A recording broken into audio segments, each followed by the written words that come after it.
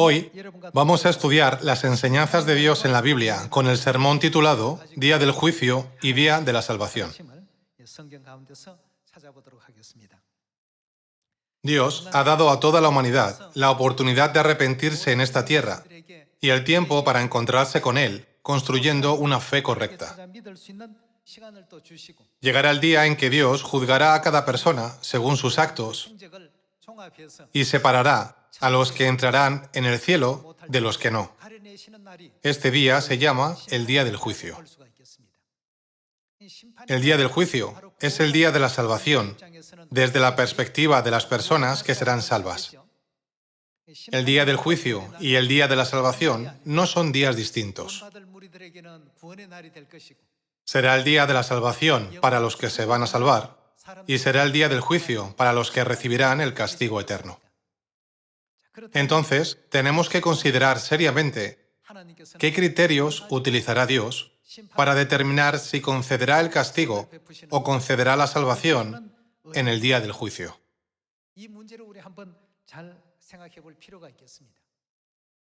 Según las enseñanzas de los 66 libros de la Biblia, Dios concederá la gracia de la salvación a quienes se hayan arrepentido después de cometer un pecado en el cielo siendo arrojados a esta tierra, hayan obedecido fielmente las enseñanzas de Dios y se hayan esforzado por restaurar la gloria del reino de los cielos que se había perdido. Sin embargo, aquellos que no cumplan con estas acciones finalmente se enfrentarán al juicio.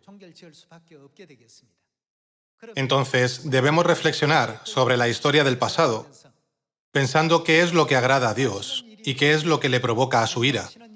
Debemos discernir correctamente la voluntad de Dios. Al hacerlo, debemos evitar caminar por el camino que provoca la ira de Dios. En cambio, debemos recorrer el camino que le agrada, ¿no es así?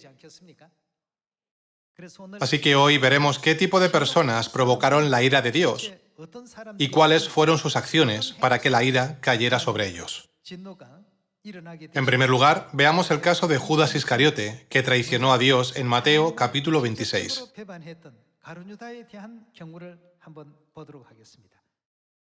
Mateo capítulo 26, versículo 20 dice: Cuando llegó la noche, se sentó a la mesa con los 12, y mientras comían dijo: De cierto os digo, que uno de vosotros me va a entregar. Y entristecidos en gran manera, comenzó cada uno de ellos a decirle: ¿Soy yo, Señor? Entonces él respondiendo dijo: El que mete la mano conmigo en el plato, ese me va a entregar. A la verdad, el Hijo del Hombre va, según está escrito de él, mas hay de aquel hombre por quien el Hijo del Hombre es entregado. Bueno le fuera a ese hombre, ¿qué sería mejor para él? No haber nacido.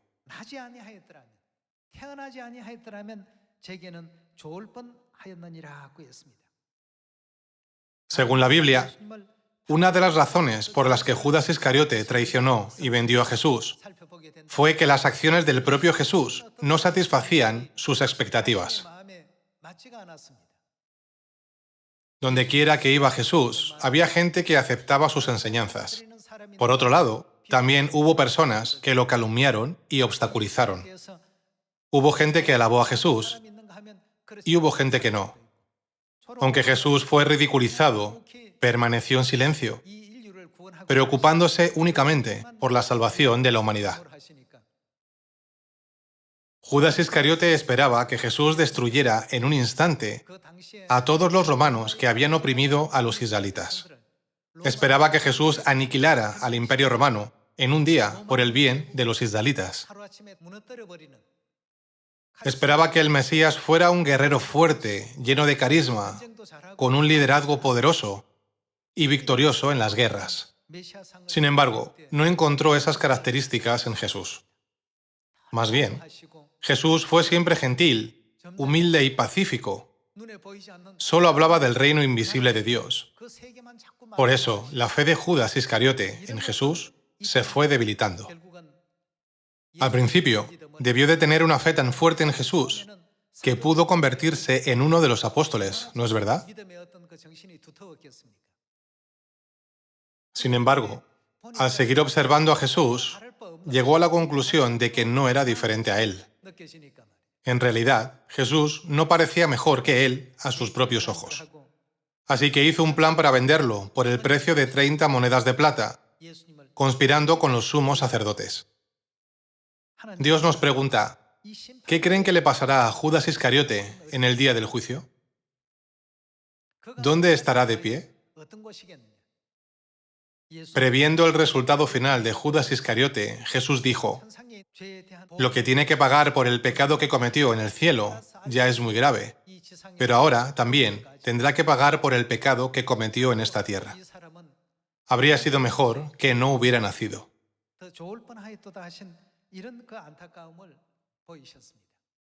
Jesús vino a esta tierra en carne, como uno de nosotros.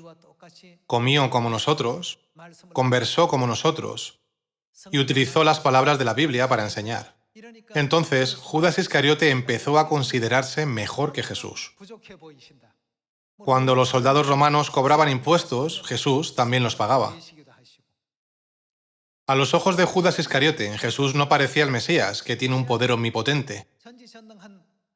Jesús era diferente a sus expectativas. Por eso, lo vendió al final. Recordemos una vez más que este tipo de personas, como Judas Iscariote, provocará la ira de Dios y también serán juzgados. Debemos darnos cuenta de que nunca tenemos que recorrer este tipo de camino. Cometió el atroz acto de vender al Señor, que lo había comprado con su propia sangre, por 30 monedas de plata. En el día del juicio de Dios, Dios dirá una y otra vez que habría sido mejor que no hubiera nacido. Hubiera sido mejor que no hubiera creído en Jesús ni lo hubiera seguido desde el principio. No habría cometido más pecados que no creer en Él. El acto atroz de vender a Jesús por dinero, aunque no podía creer en Él, se revelará como el pecado más terrible en el día del juicio. Cuando miramos la historia del Antiguo Testamento, podemos encontrar otro hombre infame, un profeta llamado Balaam.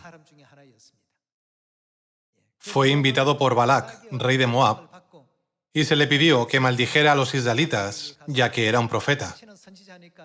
Sin embargo, al principio se negó a hacerlo varias veces.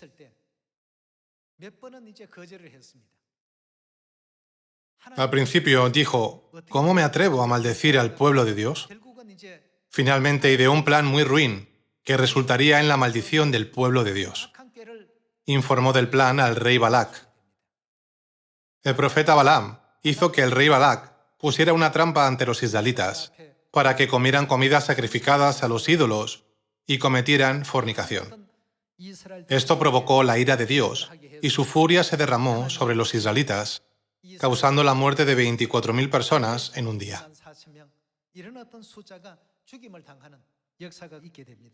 No debemos considerar esta historia pasada como irrelevante para nosotros.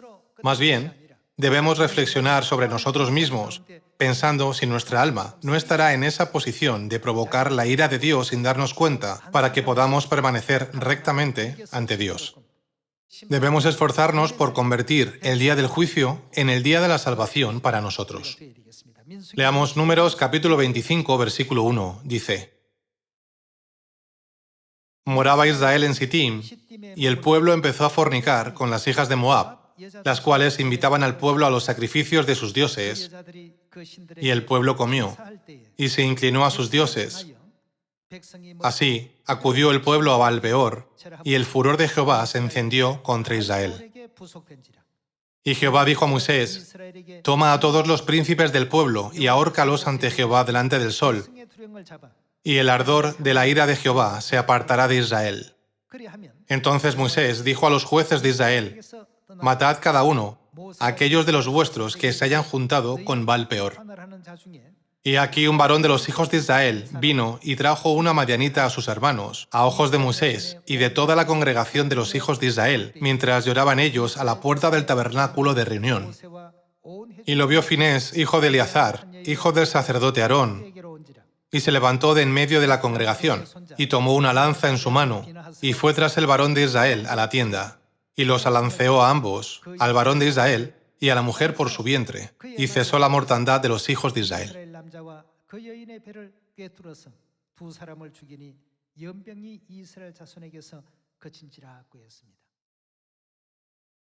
El consejo de Balaam al rey Balac fue seducir a los israelitas jóvenes utilizando las mujeres moabitas que se vestían de forma atractiva.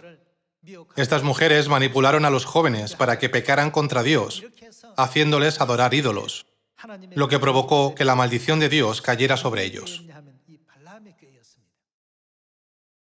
Para ver esto, vayamos a Números capítulo 31, versículo 16. Dice: He aquí, por consejo de Balaam, ellas fueron causa de que los hijos de Israel prevaricasen contra Jehová en lo tocante a Baal peor, por lo que hubo mortandad en la congregación de Jehová. Está escrito en la Biblia que la plaga contra los israelitas se detuvo cuando Finés desató una ira santa contra ellos en lugar de Dios. ¿Cuál fue el consejo de Balaam, según el versículo mencionado anteriormente? Hizo una trampa para los israelitas, haciéndoles cometer fornicación y comer la comida que se sacrificaba a los ídolos. Utilizó a las mujeres moabitas para seducirlos con su belleza. Este es uno de los incidentes que ocurrieron hace 3500 años, mientras los israelitas caminaban en el desierto.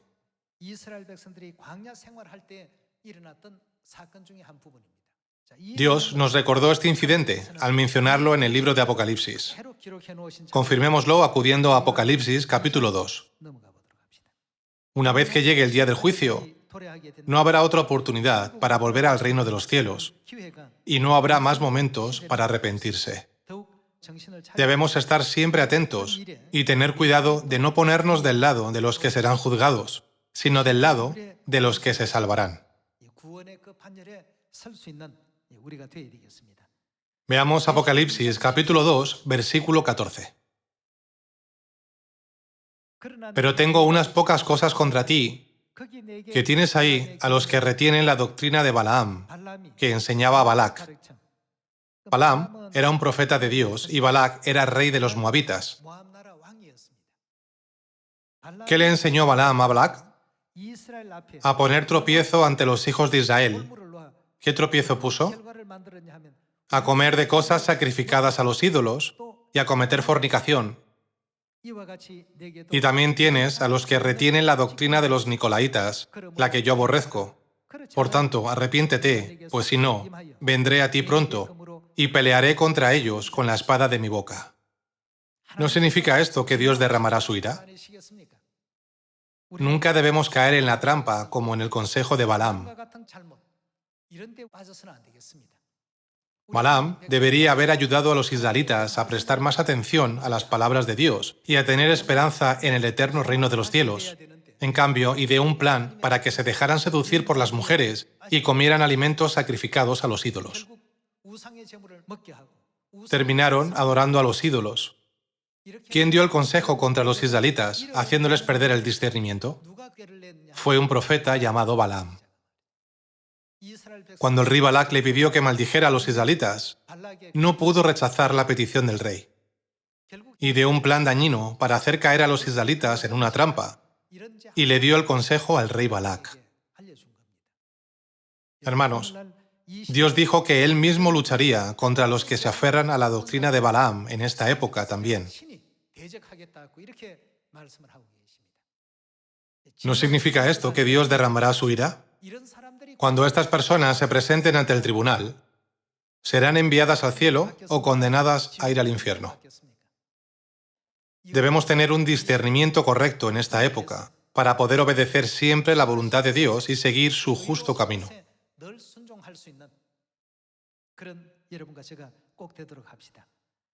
Entre aquellos sobre los que Dios derramará su ira cuando estén frente al tribunal de Dios están Jezabel y Acab.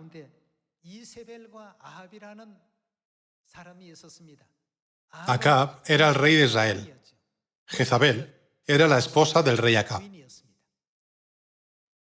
Por favor, recuerden qué clase de actos infames hicieron para que podamos vivir una vida de fe, pensando en vivir nuestras vidas de forma diferente a la de ellos. Veamos primero de Reyes, capítulo 16.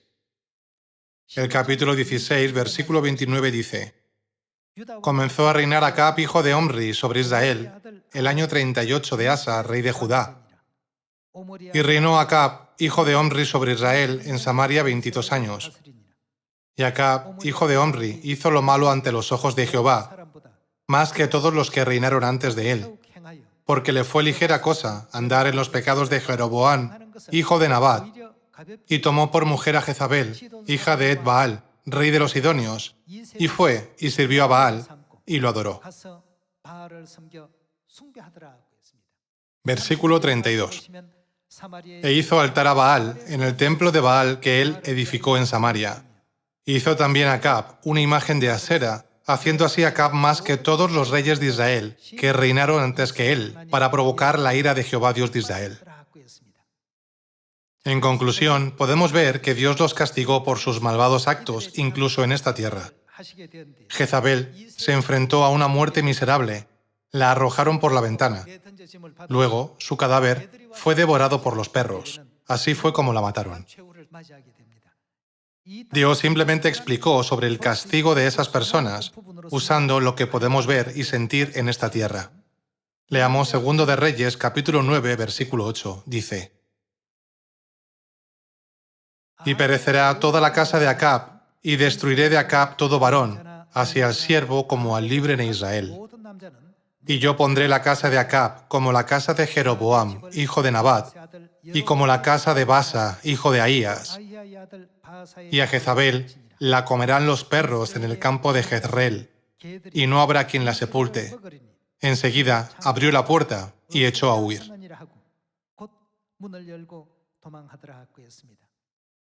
Mientras se cumplía la voluntad de Dios, hubo una profecía sobre este terrible incidente de que los perros devorarían a Jezabel.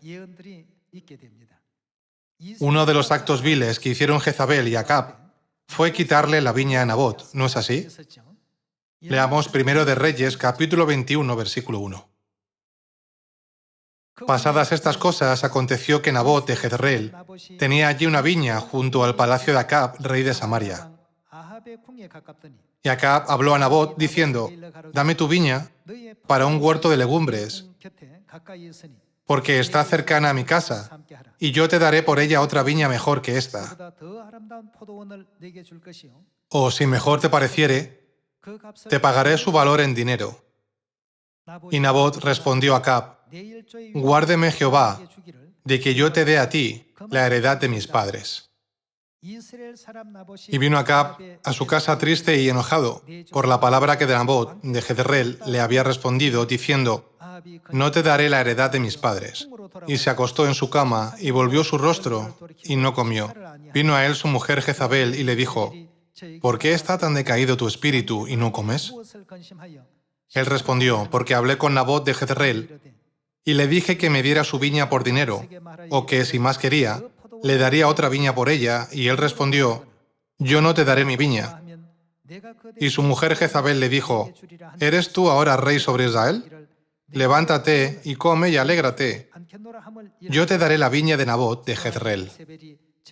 Entonces ella escribió cartas en nombre de Acab y las selló con su anillo, y las envió a los ancianos y a los principales que moraban en la ciudad con Nabot. Y las cartas que escribió decían así: Proclamad ayuno, y poned a Nabot delante del pueblo, y poned a 2 hombres perversos delante de él, que atestiguen contra él y digan: Tú has blasfemado a Dios y al rey, y entonces sacadlo y apedreadlo para que muera.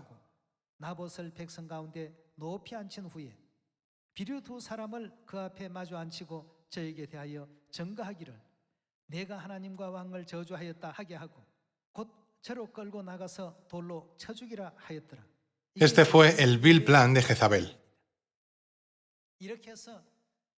Jezabel ideó un pérfido plan para matar a Nabot y tomar su viña para el rey Acab, porque su viña no pertenecería a nadie después de su muerte. Así que llevó a cabo su malvado plan.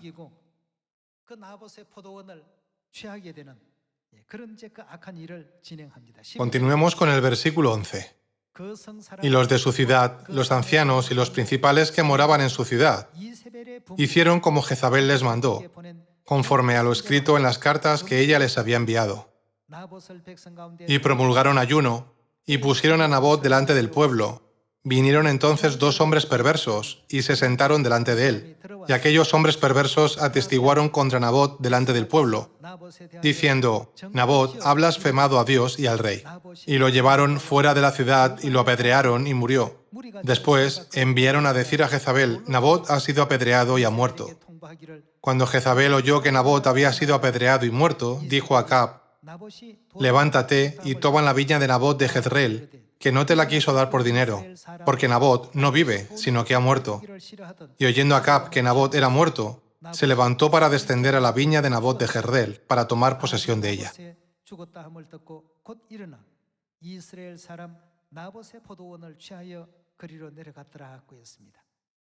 A través del incidente de cómo el rey Acab y Jezabel tomaron la viña de Nabot, Dios profetizó que la iglesia se uniría con los idólatras.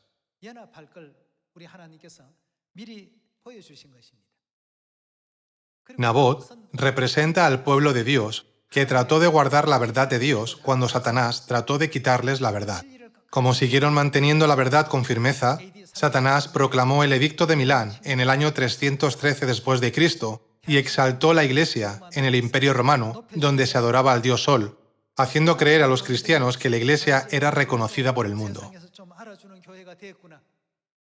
Hermanos, no debemos intentar que el mundo nos reconozca demasiado. Nuestra Iglesia debe ser reconocida por Dios. Después de exaltar a Nabot, ¿qué le hicieron Jezabel y Acab? Lo mataron y se llevaron su viña. Este incidente fue una profecía de que la verdad de Dios sería completamente destruida en esta tierra y que los rituales de la adoración del dios Sol se infiltrarían en la Iglesia.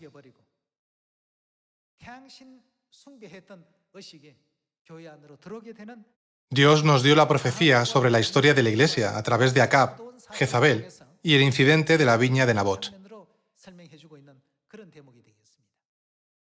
Dios envió a Elías al rey Acab para reprenderle e informarle de cómo Dios iba a castigarles por su maldad. Continuemos con el versículo 16. Y oyendo Acab que Nabot era muerto, se levantó para descender a la viña de Nabot de Jezreel para tomar posesión de ella. Entonces vino palabra de Jehová a Elías Tisbita, diciendo: levántate, desciende a encontrarte con Acab, rey de Israel, que está en Samaria. He aquí él está en la viña de Nabot, a la cual ha descendido para tomar posesión de ella. Y le hablarás diciendo: así ha dicho Jehová, ¿no mataste y también has despojado? Y volverás a hablarle diciendo: así ha dicho Jehová, en el mismo lugar donde lamieron los perros la sangre de Nabot, los perros lamerán también tu sangre, tu misma sangre. Y Acab dijo a Elías: ¿me has hallado, enemigo mío? Él respondió: te he encontrado, porque te has vendido a hacer lo malo delante de Jehová. He aquí yo traigo mal sobre ti, y barreré tu posteridad, y destruiré hasta el último varón de la casa de Acab, tanto el siervo como el libre en Israel.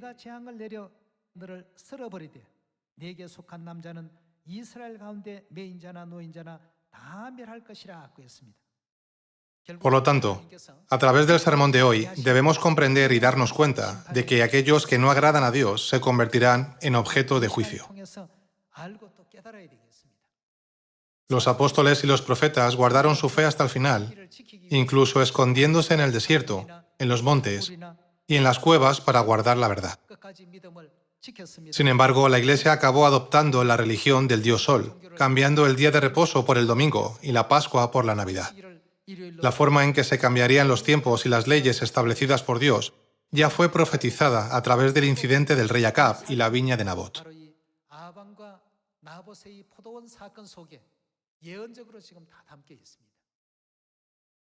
Dios proclamó a través de Elías que todos ellos serían destruidos. Este es un ejemplo para enseñarnos lo que les sucederá a aquellos que no obedezcan la santa ley de Dios de la verdad del nuevo pacto en esta época.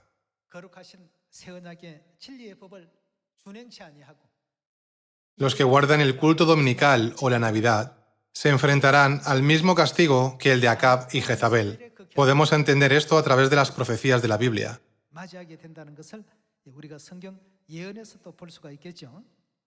Por lo tanto, Dios dijo que no se complacería con estas personas en el día del juicio. Hubo personas para las que hubiera sido mejor no haber nacido.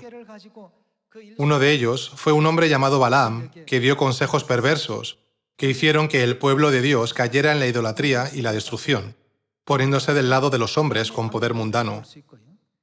También podemos ver que Dios ejecutará su juicio sobre las personas que llevaron a otras personas a adorar al dios Sol, a través del caso de Jezabel y Acab. Confirmémoslo acudiendo a Mateo capítulo 7, versículo 20, para ver cómo explicó Jesús esta escena en el día del juicio.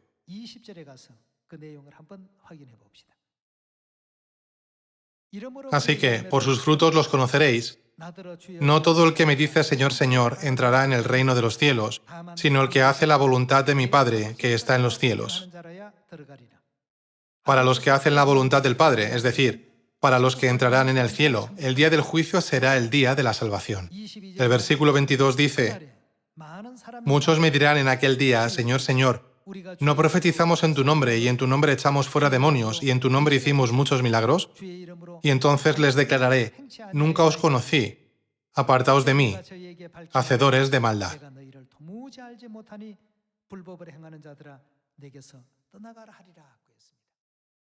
¿Qué les dirá Dios a esas personas?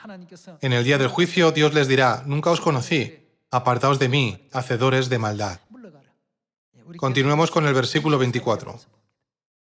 Cualquiera, pues, que me oye estas palabras y las hace, le compararé a un hombre prudente que edificó su casa sobre la roca. Las personas que construyen sus casas sobre la roca son las que tienen a Cristo como fundamento de su fe. Estas personas son prudentes. Versículo 25. Descendió lluvia y vinieron ríos, y soplaron vientos, y golpearon contra aquella casa, y no cayó, porque estaba fundada sobre la roca. Pero cualquiera que me oye estas palabras y no las hace, le compararé a un hombre insensato, que edificó su casa sobre la arena. Y descendió lluvia, y vinieron ríos, y soplaron vientos, y dieron con ímpetu contra aquella casa, y cayó. Y fue grande su ruina. Y cuando terminó Jesús estas palabras, la gente se admiraba de su doctrina. Todavía hay personas que no siguen correctamente la verdad y las leyes de Dios, aunque han escuchado a Dios que dice: apartaos de mí, hacedores de maldad. Sin embargo, hay personas que siguen correctamente la verdad y las leyes de Dios. El primer grupo de personas estará bajo la ira de Dios. Cuando este último grupo de personas vio cómo Dios expulsaba a todos los que practicaban la maldad, se dieron cuenta de que debían seguir la verdad y las leyes de Dios.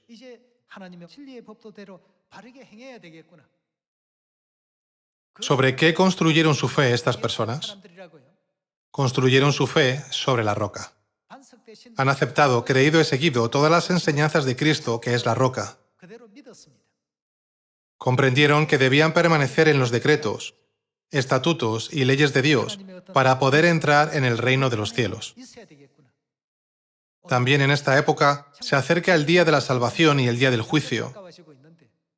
Todavía hay innumerables personas a nuestro alrededor que no son conscientes del juicio.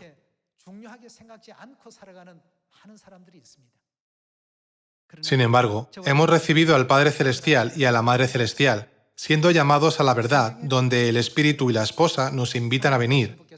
Y ahora estamos recibiendo todas las verdades del nuevo pacto. No seguimos la maldad, sino la verdad que agrada a Dios. En el último momento seremos transformados en un instante. ¿Pueden imaginar la tremenda diferencia del valor de la vida del futuro, de los que no creen en Dios, y nuestro futuro glorioso, por haber creído y seguido sus leyes fielmente?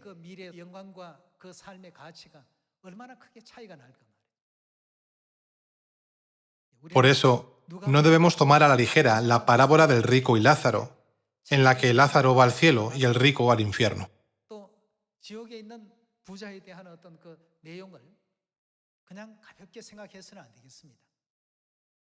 Debemos estar aún más alerta y pensar siempre qué podemos hacer para agradar a Dios, de modo que podamos permanecer como justos ante Dios. Cada día debemos esforzarnos por no provocar la ira de Dios. Nuestros días no deben pasar bajo su ira.